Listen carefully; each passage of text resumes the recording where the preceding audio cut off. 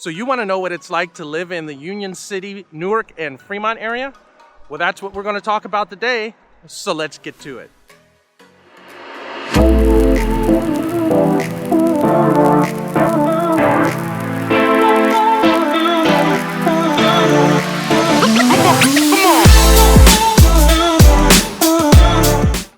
Hey everybody, welcome to the Living in Oakland, California channel.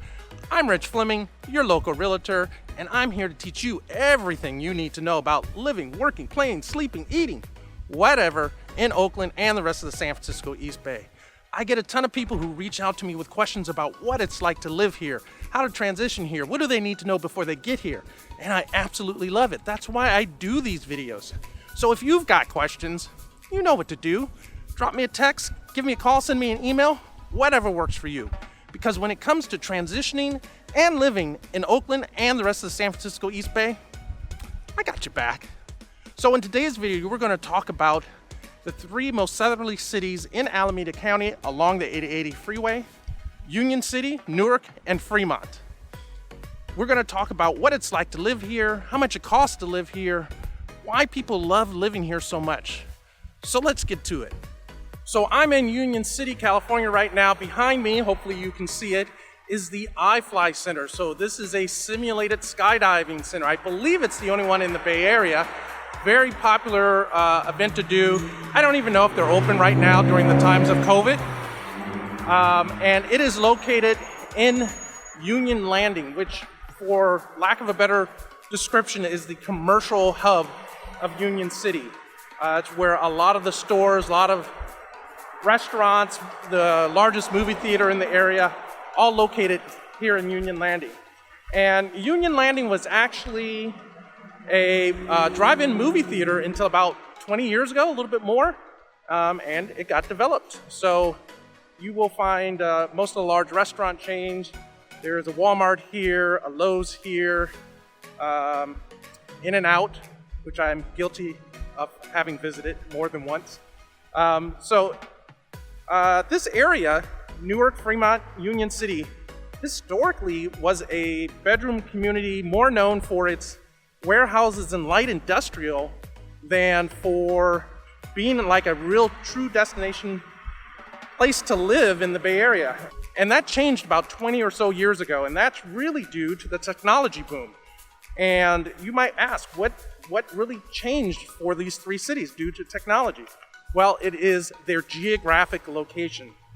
So if you look at a map, these three cities happen to have great access from the East Bay to the San Francisco Peninsula and the South Bay, which is where most of the technology companies are located.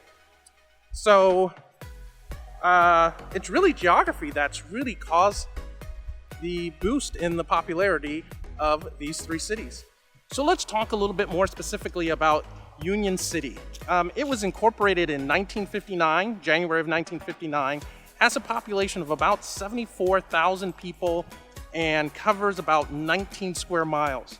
So its population density is about 3,900 people per square mile. Now, to give you a sense as to how that compares to Oakland and San Francisco, Oakland's population density is about 7,800 people per square mile, while San Francisco's population density is about 18,800 people per square mile. So as you can tell, it is far less densely populated here, far more of a suburban type of layout, and the peace and relatively slow pace of life here compared to San Francisco is obvious, and a lot of people like it for that reason. It gives you the ability to have the suburban lifestyle, and you're still close to a lot of employment centers, both in Oakland, San Francisco, and of course the Silicon Valley. So the school district in Union City is called the New Haven School District. It covers Union City and the southern part of Hayward, which is the city just north of Union City.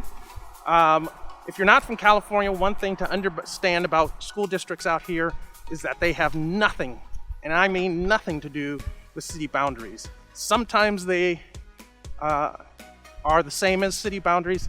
often they're not. So it is not uncommon for school districts to cover multiple cities, and it's not uncommon for cities to have multiple school districts in them. So you just got to get used to that, and you just got to figure out where your school district is for the location of wherever you're living. So as far as housing is concerned, Union City tends to be a little bit newer on the western half of the city, and that's just because this part of the city where I'm currently am right now was developed later than the eastern half of the city. But housing ages pretty much range from about the 1950s, 1960s. A lot of development was done in the 70s and 80s, and then another boom in the 2000s. So you have a pretty good mix of townhouses and single-family homes here. You don't get a lot of high-rises here, and you don't have a really densely populated city center here. Things are very spread out here in Union City, and that also goes for Newark and Fremont. So if you look at a map of Union City, you can see why its geography is so desirable to people. If you're working in the Peninsula or Silicon Valley, you have about as good of access as you can get from the East Bay. So Union City is just south of the San Mateo Bridge. It is just north of the Dumbarton Bridge, and 880 runs through it, which will take you into San Jose. So basically, you've got 3 easy to access points to travel into Silicon Valley. And that is the primary reason that Union City's popularity has skyrocketed in the last 20 years. So I'm in Newark, California right now, and I'm in the Civic Center Park, right near City Hall. I'll give you a look at it as I walk up a little bit further. Newark is actually the smallest of the 3 cities we'll talk about today. It has a population of about 49,000 people and covers about 14 square miles. I think that gives it a density of about 3,500 people per square mile, so it's very similar to Union City. The interesting thing about Newark is that it is completely surrounded by either 1, a regional park, or 2, Fremont. So you really can't access Newark without going through Fremont. Given that this is the oldest of the 3 cities we're talking about today, I don't know how this geographic anomaly occurred, but it is really interesting. Newark is, for lack of a better description, the sleepiest of the 3 cities. There is not any extensive shopping or restaurant district in Newark. Really, if you want to do any extensive shopping, you have to either go up to Union City or you have to go down to Fremont. So it's a little tucked away, it's a little quieter. The housing prices, the rental prices here tend to be a little bit lower, but it is a great place to be. You still have that great access to the San Mateo Bridge, the Dumbarton Bridge, and the 880 taking you down into San Jose. So I'm going to pan around here, give you a quick look. Behind me is the old City Hall. They're building a new city civic center, they're calling it, which is essentially going to be the City Hall. Great place, Newark, California. Come visit. So I'm in Fremont, California right now. I am in the parking lot of, I believe, the newest BART station in the system. This is the Warm Springs station. I'll do a little pan behind me. So BART will run from, eventually the goal for BART is to run from downtown San Jose through the East Bay to Oakland, as far north as Richmond, and then into San Francisco and over to the San Francisco airport, basically. So that is the plan for it. One of the biggest goals with development and transportation here in the Bay Area is to locate a lot more commerce and housing within walking, easy biking distance to a BART station. So I'm going to pan around the other way, and you will see that behind me is a new I believe it's a condo development here in Fremont, specifically designed to encourage people to walk to BART, go to where they need to go in San Francisco, Oakland, and eventually San Jose. So that is a real focus for transportation and housing here in the Bay Area. Oh, and by the way, in case you don't know, BART, which is our regional train system, stands for Bay Area Rapid Transit. So Fremont is the biggest of the three cities we're covering today. It has about 240,000 people, covers I think about 88 square miles, and is served by the Fremont Unified School District. I believe that school district covers the entire city of Fremont. There are 5 high schools, 5 middle schools, I believe, and 28 elementary schools in this city. It has a very strong school district. People love living here because of the school district. It is a city that gives you great access to San Jose. You're just north of San Jose. You can drive a little bit north of Fremont and get to the Dunbarton Bridge, which will take you to the peninsula over towards Burlingame and Palo Alto, so on. So that is one of its main draws, is its geographic location to the primary areas of Silicon Valley. So it's easy for people, relatively easy by Bay Area commute standards, relatively easy for people to commute to their jobs in the Silicon Valley. So probably the biggest outdoor nature attraction here in Fremont is Mission Peak. And I'm not going to go up there today because it is a pretty decent hike to get to Mission Peak. But it is a very well-renowned outdoor location and activity. People come from all over the Bay Area to hike up Mission Peak. If you ever go through people's social media feed, you're almost bound to see pictures of them going up to Mission Peak if they're at all an outdoors person.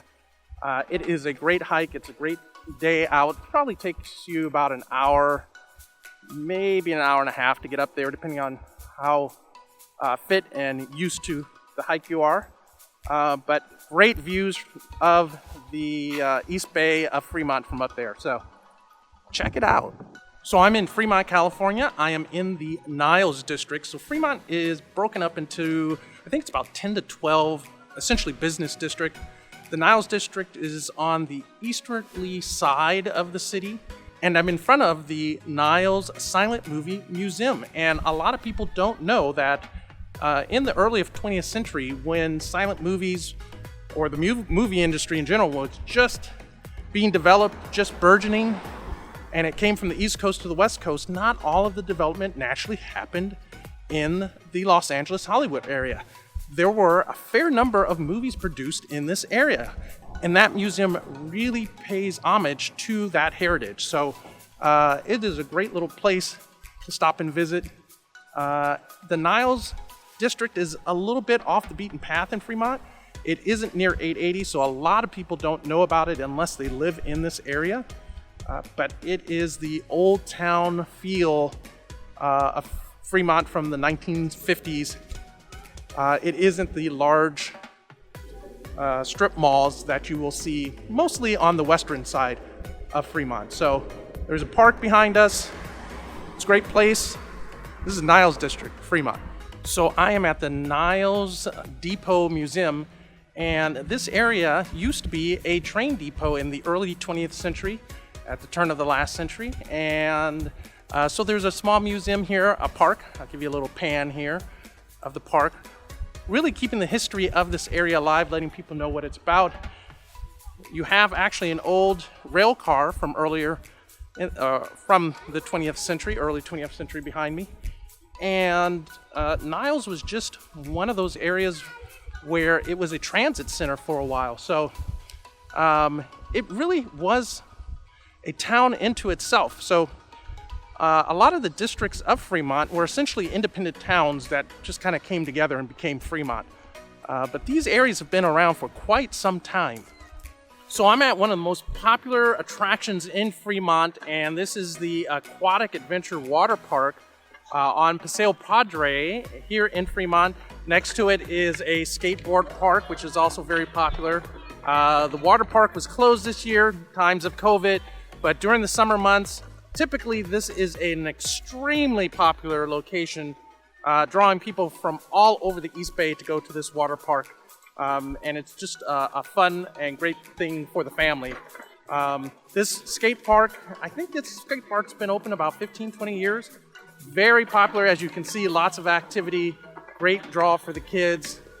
And like I said, one of the most popular attractions in Fremont. So get a chance, come on out here, check it out. So I'm in the Mission District of Fremont, and actually across the street from me, right behind me, is Mission San Jose. So a lot of people don't know that the San Jose Mission San Jose, is actually in Fremont. And this is another district in Fremont. It's a little bit quieter than the Niles district. Doesn't have quite as many little restaurants, shops, but it is still a really peaceful and great area of Fremont to live in. So let's talk a little bit about housing prices in Fremont, Union City, and Newark.